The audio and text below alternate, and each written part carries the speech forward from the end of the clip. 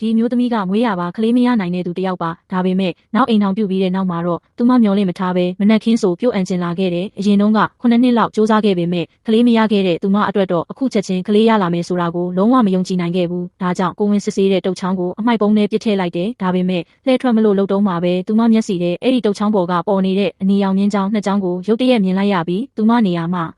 အာတင်ရက်တန့်သွားခဲ့တယ်တကယ်တော့သူမနဲ့ခင်မွန်းဟောင်းပထမဆုံးနှစ်မှာတင်သူမကကလေးမရနိုင်မှန်းသိခဲ့ရတာပါအဲ့ဒီအချိန်ကသူမအရန်စိတ်ထိခိုက်ပြီးဘာလို့ဘာကန်ရမှန်းမသိဖြစ်ခဲ့ရတယ်ဒါကြောင့်ခင်မွန်းဖြစ်သူကိုစိတ်မကောင်းစွာနဲ့ပဲကွာရှင်းခွင့်တောင်းခဲ့တယ်ဒါပေမဲ့ခင်မွန်းဖြစ်သူကသူကလေးမလိုချင်ကြောင်းသူမနဲ့ပဲတစ်သက်လုံးလက်တွဲသွားချင်ကြောင်းခိုင်ခိုင်မာမာပြောခဲ့တယ်သူမကတော့အချစ်ကအခက်ခဲအားလုံးကိုကြော်လွှားနိုင်မယ်လို့ထင်ခဲ့တာပေါ့ဒါပေမဲ့ကလေးမွေးဖို့တိုက်တွန်းတဲ့ရောက်ခမရဲ့ဖုန်းခေါ်စုံမှုတွေကတရက်ဆက်ဖြစ်လာတဲ့အခါသူတို့နှစ်ယောက်ရဲ့အိမ်အောင်ရေးကထိမ့်သိမ်းထားဖို့ခက်ခဲလာခဲ့တယ်သူမကခင်မွန်းဖြစ်သူနောက်ွယ်မှာတိတ်တဆိတ်ရက်နေပေမဲ့သူ့အတွက်ဘလောက်ခက်ခဲမလဲဆိုတာကိုသူမနားလည်ပါတယ်အသက်30ကျော်ပြီဖြစ်တဲ့အလုပ်ကိုင်မှာလည်းအောင်မြင်မှုရနေတဲ့တူးလေးသောသားအတွက်မျိုးဆက်မကြံခဲ့ဘူးဆိုတာမျိုးဘသူကလက်ခံနိုင်ပါမလဲဒါနဲ့ပဲသူမကိုသူမပြန်လဲပြုပြင်ဖို့စူးစမ်းခဲ့တယ်တရုတ်ဆေးတွေတောက်ရတာခါလွန်းလိုအန်ဂျင်လာတယ်မျိုးဥကျွေဆေးတွေထိုးရတာဒုက္ခရောက်ရတယ်အကြိမ်ကြိမ်တက်ကွက်ရတဲ့နာကျင်မှုတွေရလက်ဆောင်ရင်စိတ်ပူပန်ရတဲ့အချိန်တွေလူတွေရဲ့ထူးဆန်းတဲ့အကြည့်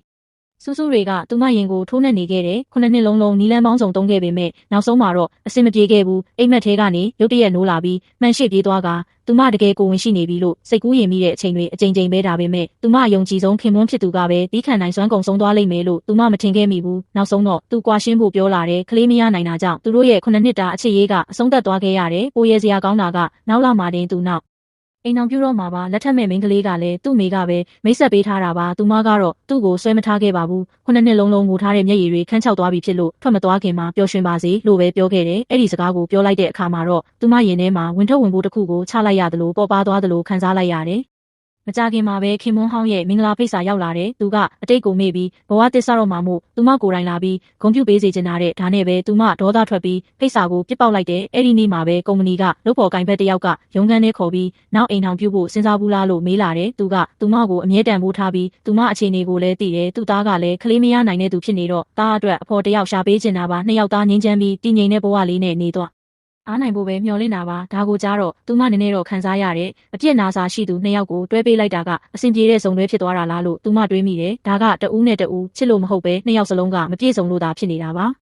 ါလုပ်ဖော်ကိုင်ဖက်ရဲ့သားကအစိုးရရုံးမှာအလုပ်လုပ်တော့ဝင်ငွေတည်ငြိမ်နေသူ့ကိုလက်ထပ်လိုက်ရင်စားဝတ်နေရေးအတွက်ပူစရာမလိုတော့ဘူးအဖော်တယောက်အနေနဲ့ပဲဘဝကိုဖျက်ဆီးသွားမယ်လို့သူမတွေးလိုက်တယ်အ ਨੇ ဆုံးတော့နောက်ဆိုလူတွေကသူမကိုလက်ညှိုးထိုးပြီးနောက်ွယ်ကနေပြောကြတော့မှာမဟုတ်ဘူးပြီးခဲ့တဲ့နှစ်တွေကခံစားခဲ့ရတဲ့အဆက်ကွဲမှုတွေလူတွေရဲ့ထူးဆန်းတဲ့အကြည့်တွေကိုပြန်တွေးမိတဲ့အခါသူမကိုနားလည်ပေးနိုင်မဲ့သူတယောက်နဲ့တွေ့တာကမှပိုကောင်းမယ်လို့သူမထင်လာတယ်ဒါနဲ့ပဲချက်ချင်းသဘောတူလိုက်တယ်နောက်တနေ့မှာပဲသူတို့နှစ်ယောက်မြို့နယ်အုပ်ချုပ်ရေးရုံးရှိမှာတွေ့ကြတယ်ကားပေါ်ကဆင်းလာတဲ့သူကိုမြင်လိုက်တဲ့အခါသူမအံ့အားသင့်သွားတယ်အရက်မြင့်မြင့်တန်တန်ပြန့်ပြန့်နဲ့စကားကိုလည်းရင်ရင်ကျေးကျေးပြောတတ်တယ်ဒီလိုအချက်လက်ကောင်းတွေရှိတဲ့သူကကလေးမရနိုင်လို့သာဒီနေရာရောက်လာရတာမှန်သူမကောင်းကောင်းသိပါတယ်အဲ့ဒီလိုနဲ့ပဲသူတို့နှစ်ယောက်လင်မယားဖြစ်သွားကြတယ်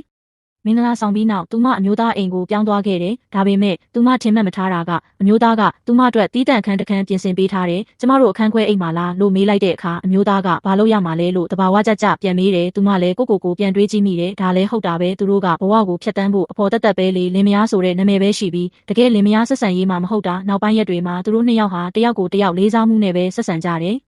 အိမ်အောင်ဖက်ထက်အိမ်တူနေတဲ့သူတွေလိုပဲဖြစ်နေခဲ့တယ်ငင်းချမ်းတဲ့လေးလာတာကာလကသူမကိုပြီးခဲ့တဲ့9နှစ်ရဲ့အရေးမီးတွေကနေလွတ်မြောက်အောင်ကူညီပေးခဲ့တယ်အခုသူမဘဝကိုလည်းအလွန်ကျေနပ်နေတယ်တနေ့တော့လုပ်ဖော်ကင်ဘက်ကသူမအတွက်ကျက်စွပ်ပြုတ်လေးချက်ပေးပြီးသမီးရင်းလိုပဲဂရုစိုက်ပေးတယ်သူမကငငယ်ကလေးကမိဘမဲ့ခဲ့သူမှုနှွေးထွေးတဲ့အိမ်လေးတအိမ်ကိုအမြဲတမ်းတောင်းတခဲ့တာပါမိဖို့ကြောင့်မှအလုပ်ရှုပ်နေတဲ့အမျိုးသားရဲ့သူမကိုချစ်ခင်တဲ့ရောက်ခမတ်ရဲ့ကိုမြင်လိုက်ရတဲ့အခါသူမလည်းပျော်ရွှင်စွာပြသုံးမိလိုက်တယ်နောက်တနေ့မနက်စောစောမှာသူမအောက်ထပ်ဆင်းလာတော့အမျိုးသားကမနက်စာပြင်ဆင်ပေးထားတယ်ဒါပေမဲ့အစီပြန်နဲ့အစားစာရနံ့ကိုရလိုက်တာနဲ့သူမရင်ထဲကပြုတ်အံကျင်လာတယ်အဲ့ဒီလမှာလဲရာဒီလာရက်က3ရက်နောက်ကျနေတယ်သူမမယုံရဲတဲ့အတွေ့တစ်ခုရုတ်တရက်ဝင်လာတယ်အမြန်ဆုံးရေချိုးခန်းထဲပြေးပြီးကိုဝင်စစ်ဆေးလိုက်တယ်ရင်ထဲမှာလဲဒုံဒုံနဲ့ခုန်နေတယ်ဒါပေမဲ့အရင်9နှစ်တာကာလကိုပြန်တွေးလိုက်မိတဲ့အခါမျောလင်းချက်တွေအကြိမ်ကြိမ်ပြတ်သုံးခဲ့ရတာကိုပဲသတိရပြီးသူမစိတ်ကူးရင်နေတာပဲဖြစ်လိမ့်မယ်လို့ထင်